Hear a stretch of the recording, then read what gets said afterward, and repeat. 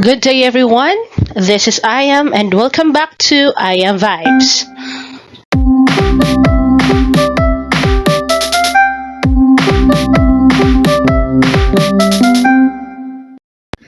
Good day. I am your teacher, I Am, and welcome to I Am Vibes. This is your introduction to the philosophy of the human person's class. The origin, meaning, and nature of philosophy. The human person is captivated in the hustle and bustle of everyday living that might lead in asking questions such as, who am I? Where have I come from? Where am I going? Why I am here? What do I want? What is the purpose of all this? These are some of the big questions that baffle us.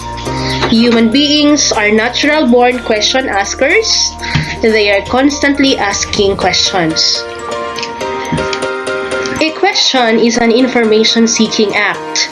Questions are to elicit information from the person being addressed by indicating the information which the speaker or the writer desires. There are different types of questions either. First, we have research questions. The research questions manifest the objective or line of scientific inquiry designed to address a specific gap in knowledge. Research questions are expressed in a language appropriate for the greatest interest of the academic community to address the said gap. There is also called scientific questions. Scientific questions are those questions already known with some degree of certainty to be capable of being answered in a precise and definite way. And then we have this what we call philosophical questions. Philosophical questions whose answers are in principle open to inform rational and honest disagreement which require intellectual resources. Philosophical questions which have not been established, whether there is precise and objective means of answering these questions, or when this philosophical question is proven to be answerable in some definite way, becomes a scientific question. To classify the question into research, scientific, or philosophical, one negates the opening statement that if one started to ask question, he or she already engaged in philosophy.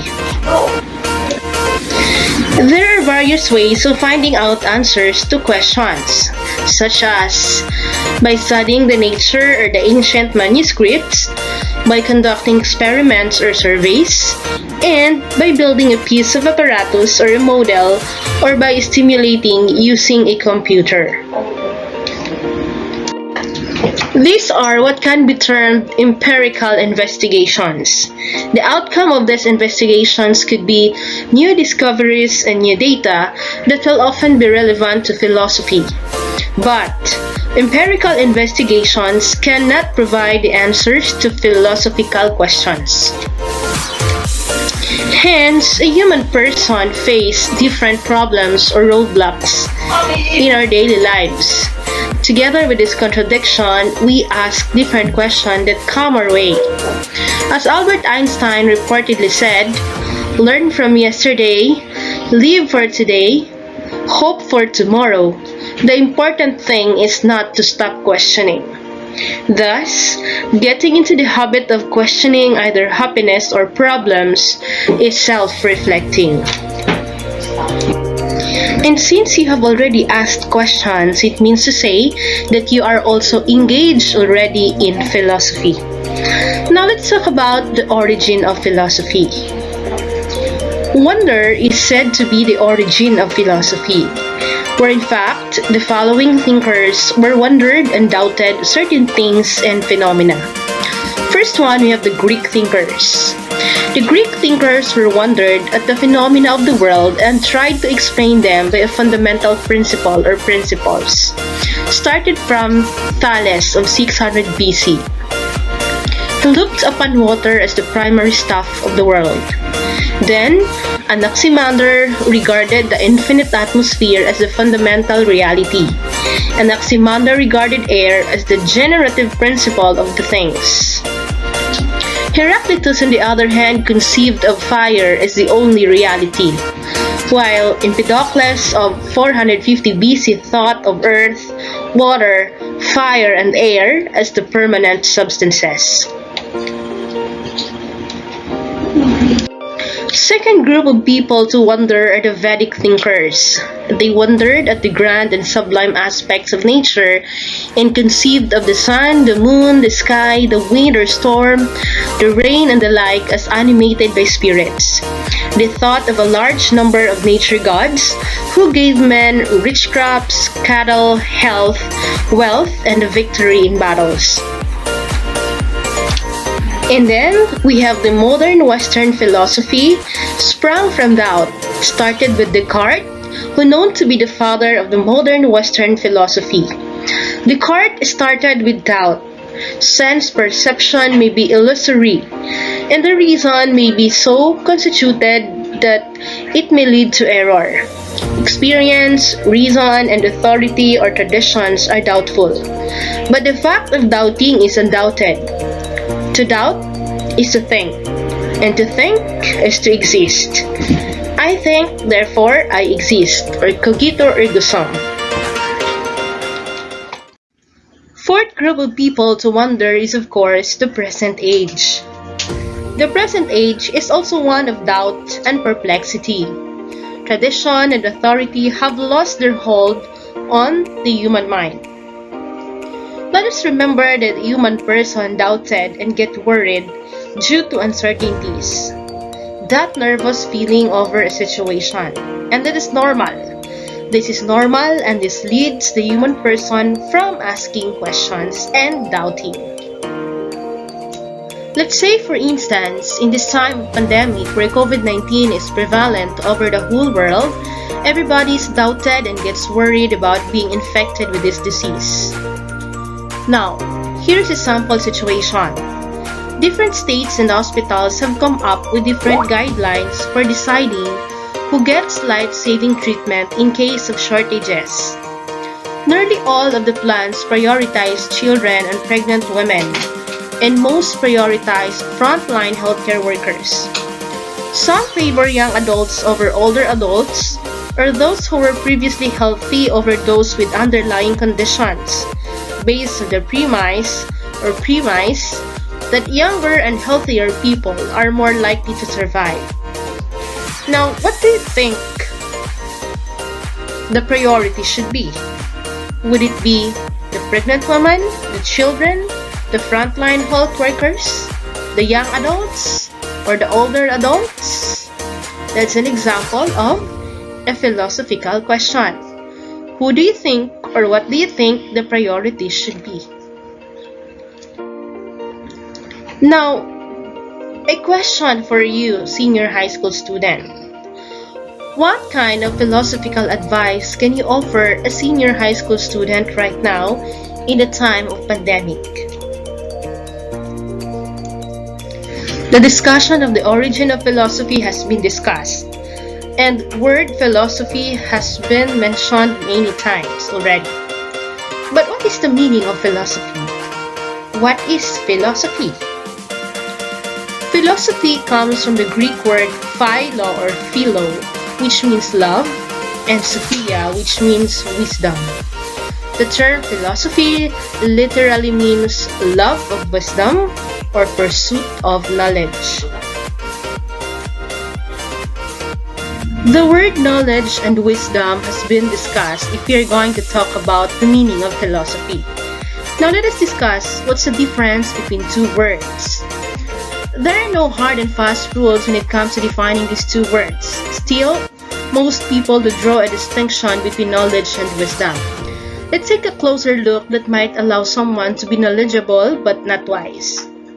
Many experts define knowledge as understanding basic facts, truths, and information. We gain knowledge from learning and education. That's true. Wisdom, on the other hand, is the ability to use knowledge in a practical, intelligent way.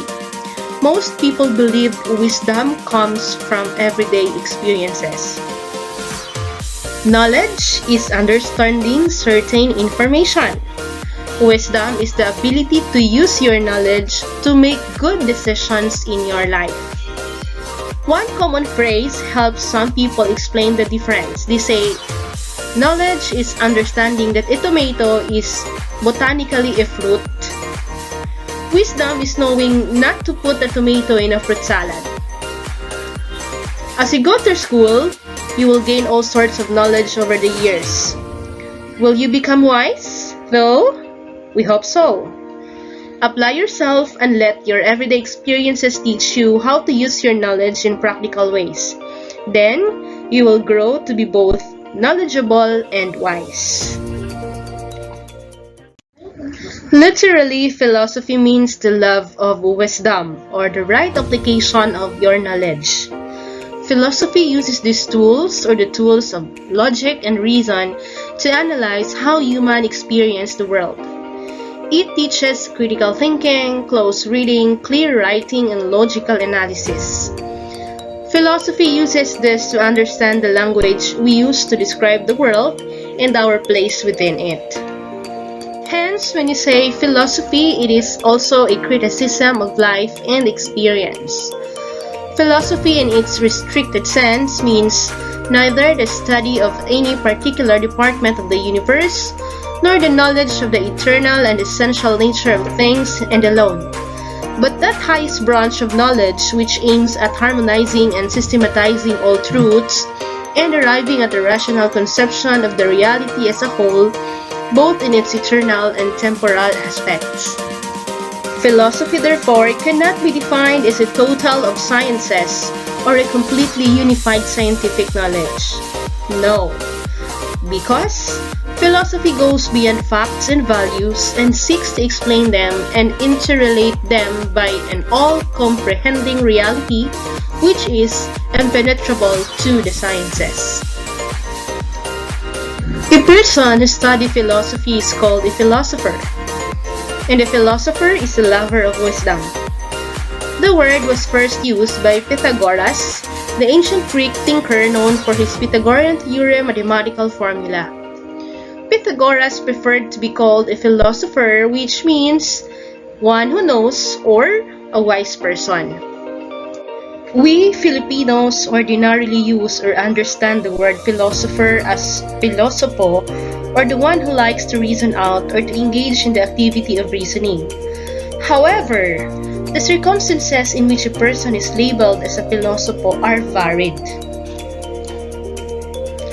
Try to examine three of these cases. Number 1.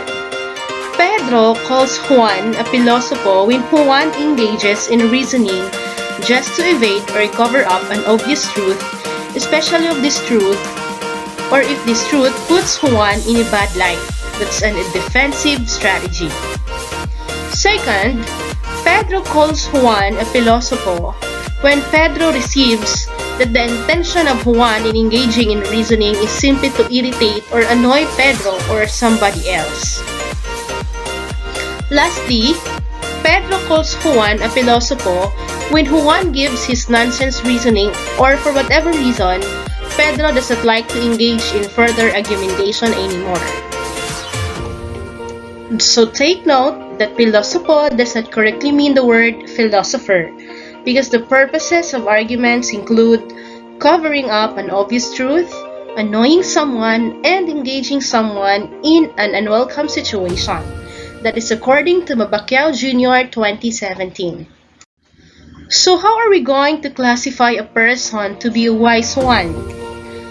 What are the characteristics of a person to be called a philosopher? Now, for a person to be called a philosopher, he or she must possess the following characteristics. First one, a wise person is one who is aware of his or her own ignorance. He knows what she or she knows and what he or she does not know. Second, a wise person holds a belief that is not only true but which he or she can also justify. He or she must have strong reasons to have these beliefs. Third, a wise person knows a lot about things that are valuable in life. Each thing corresponds to value or use in the practical affairs of life. Fourth, the wise person knows how to apply his or her knowledge to practical matters.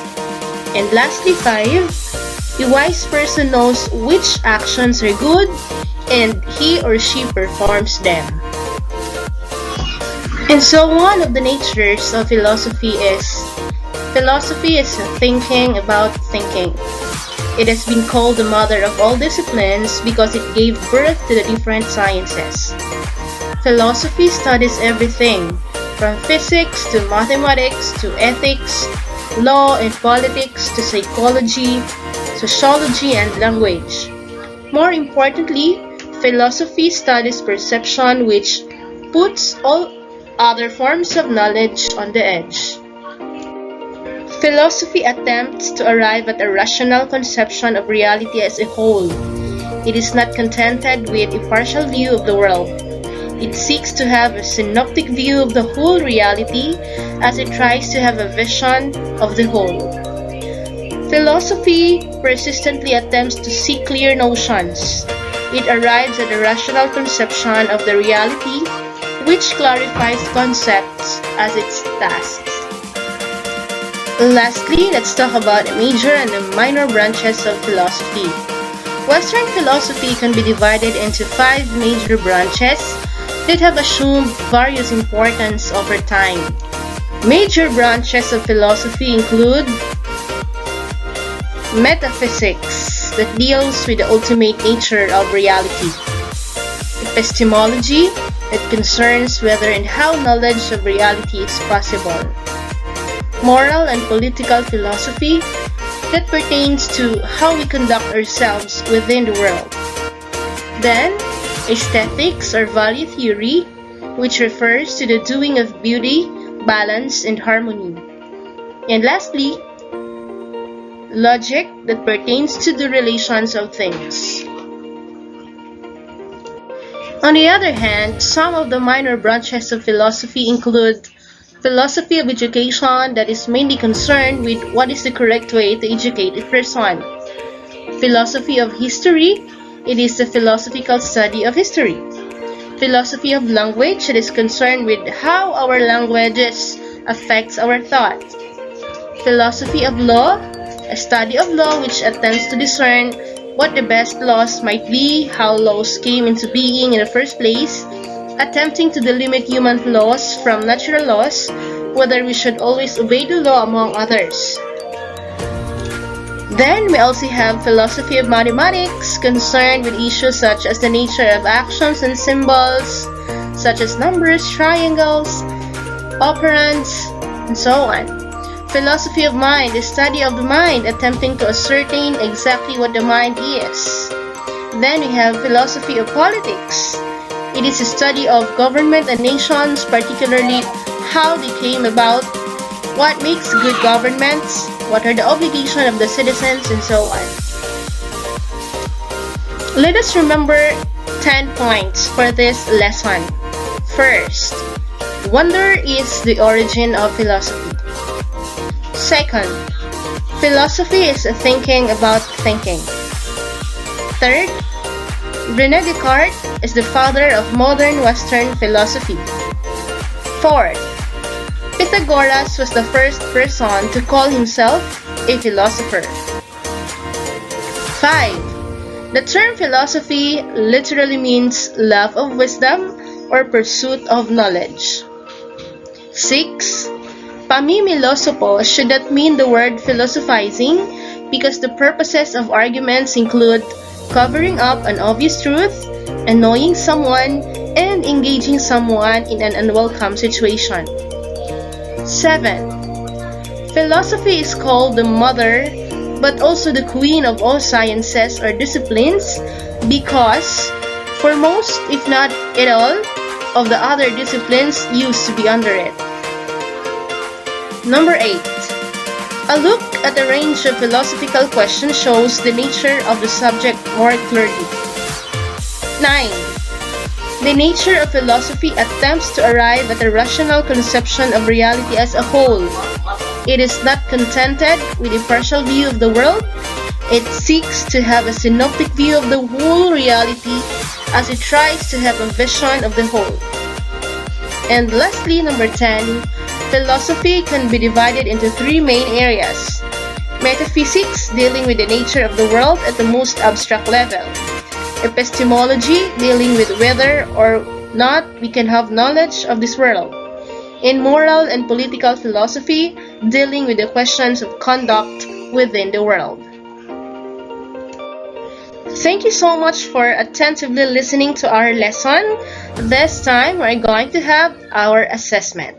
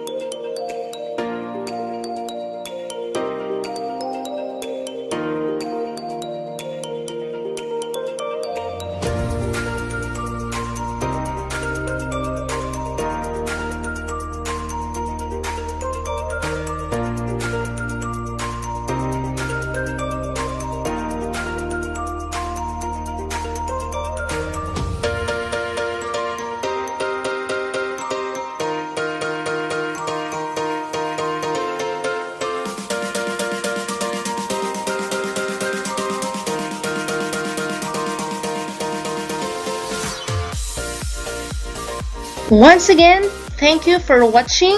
I am Vibes.